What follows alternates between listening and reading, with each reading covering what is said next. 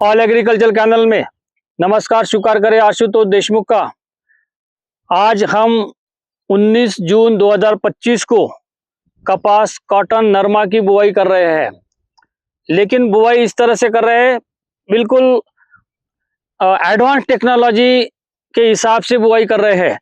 और आज नहीं, गए 5-7 साल से मैं इसी यंत्र के सहारे बुआई करता हूं।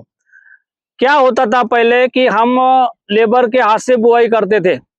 अब लेबर के हाथ से बुआई करते थे, मान लो 10 लेबर खेत में आ गए, 10 लेबर के 10 हाथ होते हैं, 10 लेबर के 10 दिमाग होते हैं। वो अपने अपने हिसाब से और जिनके हाथों को दिमागों को जो आदत होती है वो हिसाब से काम करते हैं।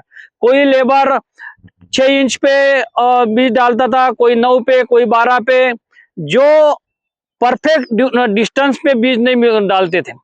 कोई लेबर 2 दाने डालता था, कोई लेबर 1 दाना डालता था, बीज भी कम ज्यादा गिरता था और इसमें एक सरी का कपास नरमा नहीं निकलता था। काफी दिक्कत हो जाती थी। और दूसरी सबसे बड़ी बात यह है कि लेबर मिलना मुश्किल हो गया है और लेबर का जो पीरियड है काम करने का वो भी कम हो गया है।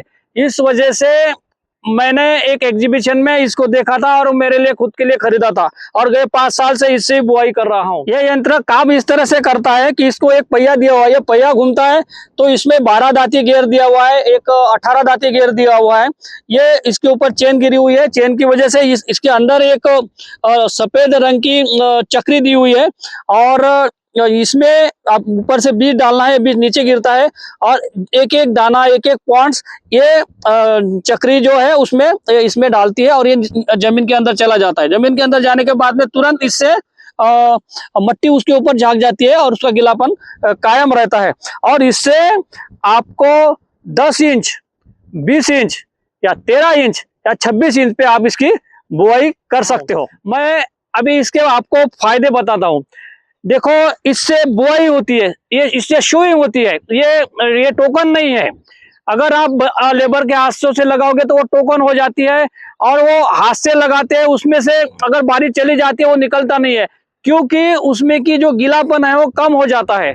और उसमें जो कीड़े होते हैं, वानी नाम का कीड़ा होता है, उसको मुंह डालने के लिए उसको जगह मिलती है तो वो दाना खा लेता है। इसकी बुआई हो जाती है, दाना गिरता है, बुआई गिर जाती है, पूरा पैक हो जाता है, किसी कीड़ को अंदर जाने को कोई चांस नहीं है।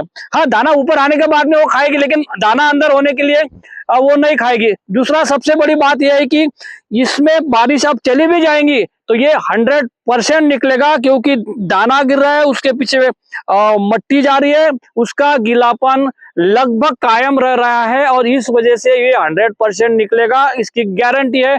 बारिश नहीं भी आई तो भी ये निकलेगा। अगर जो हाथ से लगाते हैं वो बारिश नहीं आई तो वो निकलता नहीं है, बहुत गैप उसमें हो जाती है।